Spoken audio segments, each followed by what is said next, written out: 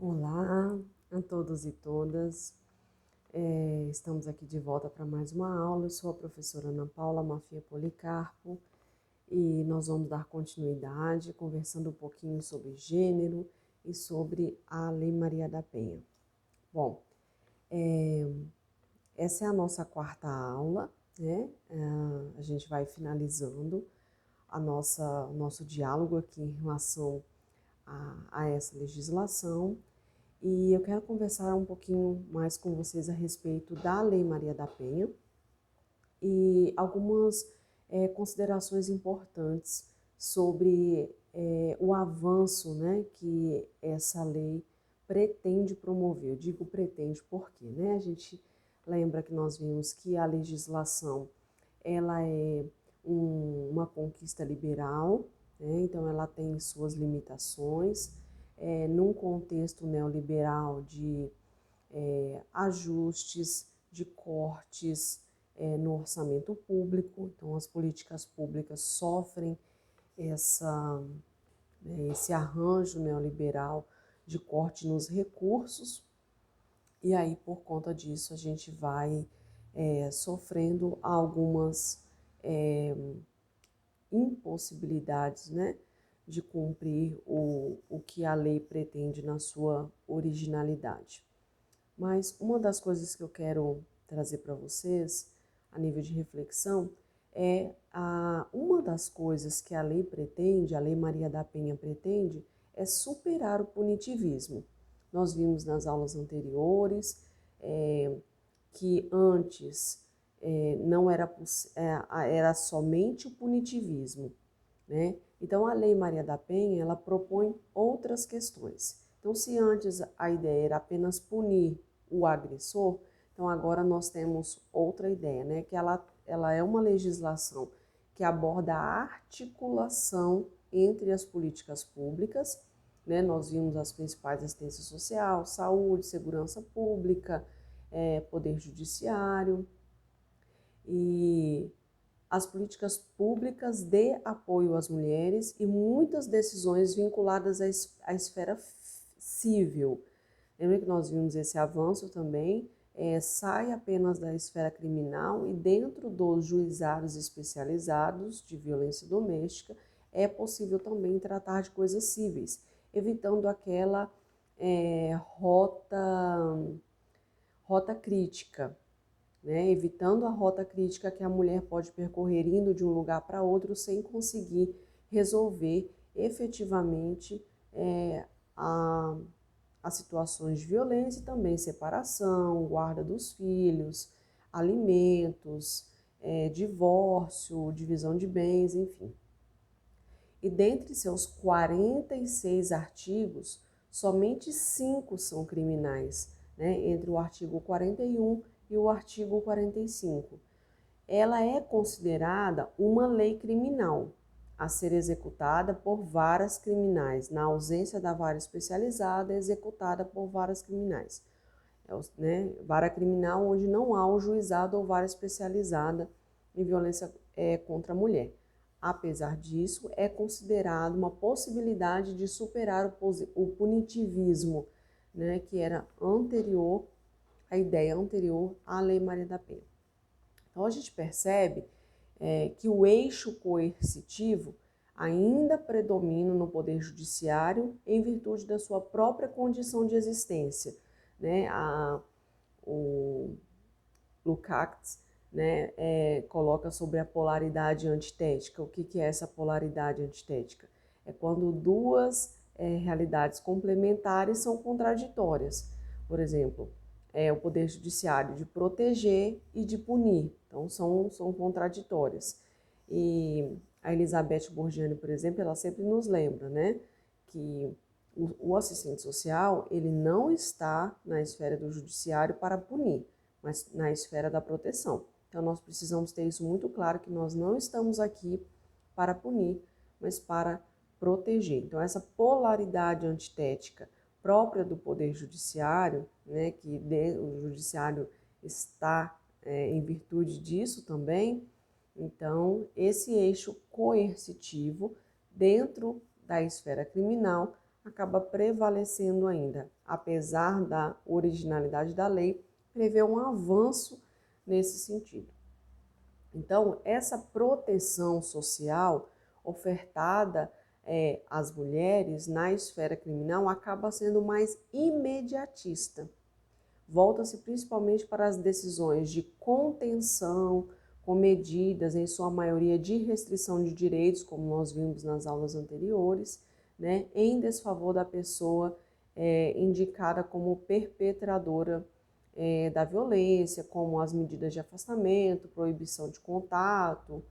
E quando a mulher chega ao judiciário, a violência já ocorreu, né? O que nos indica a importância de trabalhar com a prevenção dessa violência e não só com a punição dessa violência. Então, né, são aí alguns desafios a serem superados, né? Nesses últimos momentos eu quero trazer para vocês também algumas reflexões sobre interpretações possíveis de nós fazermos em relação ao próprio serviço social, né? Algumas questões que norteiam a, a interpretação do serviço social com essa questão da Lei Maria da Penha. Então, a gente precisa pensar que nós vivemos uma desigual distribuição da divisão das tarefas domésticas entre homens e mulheres, que sobrecarrega as mulheres, e lembrando o debate que torna o trabalho feminino e doméstico primordial para a reprodução social, que foi um debate trazido pelo feminismo a partir da teoria marxista. A Góes, né, mais recentemente, junto com a Rita, nos lembra que a gente estava falando, né, que a gente vai falar de Lei Maria da Penha, mas as coisas estão interrelacionadas. A gente está falando de violência familiar e doméstica, então isso inclui a família, inclui uma série de coisas. A gente divide por uma questão didática, mas estão interrelacionadas, né? Na família, né, as ideias patriarcais se traduzem na hierarquia entre o homem e a mulher, os adultos e as crianças, caracterizando a subalternidade, além de definição clara e dicotômica de papéis masculino e feminino, assim como de pai e mãe. Então a gente lembra que tudo isso, esse sistema patriarcal, essa cultura patriarcal, ela é provocadora por si, né, de violência. Então, ademais de toda a questão estrutural, macroestrutural, né, nós temos as questões estruturais de raça, de gênero, de classe e a divisão sexual. Então, nós temos toda essa implicação, por isso que nós somos, né, precisamos fazer uma análise da totalidade, porque toda essa totalidade é produtora de violência.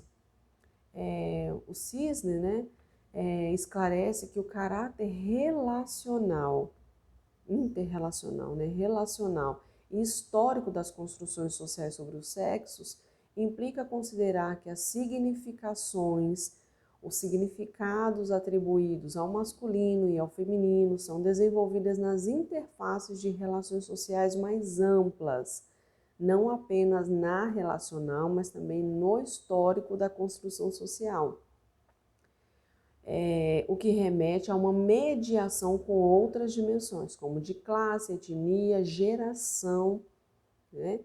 O gênero é compreendido como uma relação sociohistórica que remete às relações de poder de caráter transversal, atravessando os liames sociais, as práticas, as instituições e as subjetividades.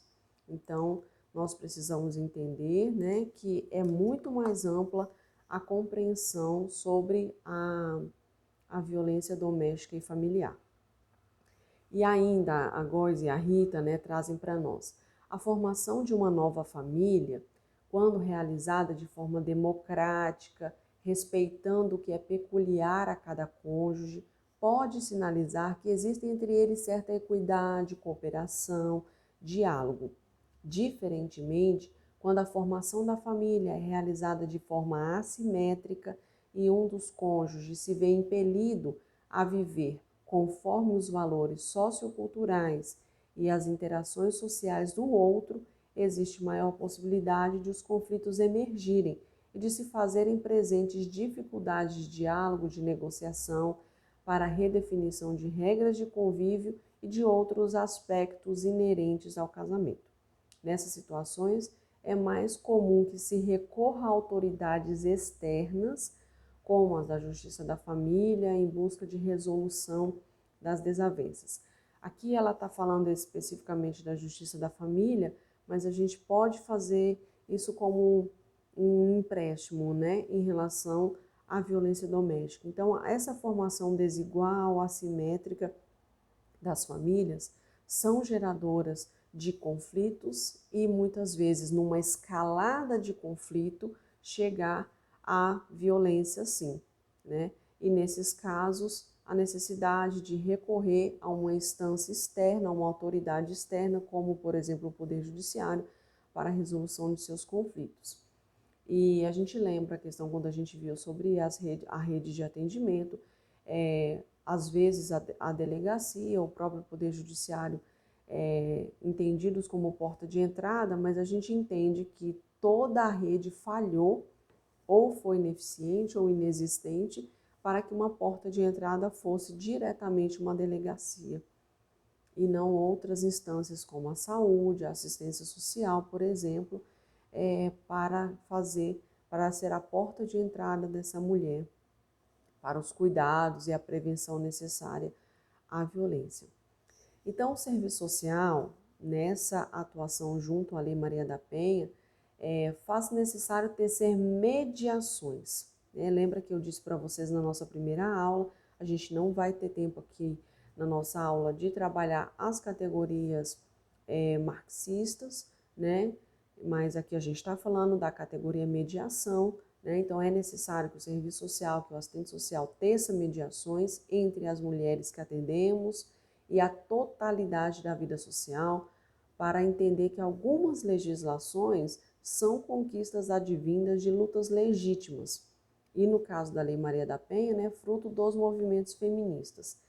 Porém, a gente precisa lembrar, né, que o acionamento do sistema jurídico, que é classista, racista e androcêntrico, tende também a oferecer risco às mulheres. Então, nós estamos, né, fazendo essa análise institucional.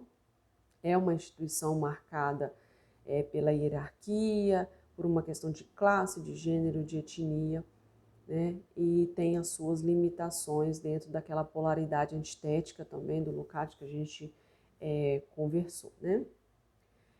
E aí, enquanto assistentes sociais, trabalhando com essa demanda, as expressões da questão social, que são o nosso objeto de trabalho, não podem ser reduzidos a problemas jurídicos. E compreender os limites da proteção ou da desproteção, né, é fundamental para sairmos tanto de uma análise endógena ou messiânica da profissão, quanto do acionamento do direito. Então, o nosso objeto profissional, muitas vezes as expressões da questão social, não são a priori a mesma demanda que nos é apresentada pela instituição. Então, nós profissional precisamos estar atentos para fazer esse discernimento em relação ao nosso objeto profissional. Uma atuação para além do direito estricto sensu, limitada apenas ao pé da letra, né? Voltada, mas muito mais voltada para a articulação em rede, pelo fortalecimento da rede de atendimento, possibilita-nos articular outras saídas e também, se nós pensarmos, outras entradas, né, com os sujeitos atendidos. Então, que da próxima vez a delegacia não seja o primeiro passo, mas que haja outras instâncias na prevenção da violência, para que essa mulher não chegue a essa relação abusiva, e os homens também, né? Se nós pensarmos também, nós estamos falando dessa questão educativa dos homens, então que nós entendamos que homens e mulheres possam passar por instâncias preventivas de violência. É claro que a gente vê uma demanda cada vez mais crescente dessa natureza, e isso requisita do assistente social a intermediação entre os propósitos, né, que a gente chama, né, a mediação entre os propósitos institucionais, que geralmente é o punitivo ainda, e a realidade das famílias atendidas, no sentido de não reproduzir os valores de controle e penalização sobre a ótica do Poder Judiciário. Porque o Poder Judiciário, além de exercer o poder de julgar e penalizar de acordo com a violação cometida, ainda exerce poder de polícia, né, por meio da aplicação de penalidades ditas administrativas. Bom, é isso que eu gostaria de compartilhar com vocês por enquanto, agradecer, né, essa paciência.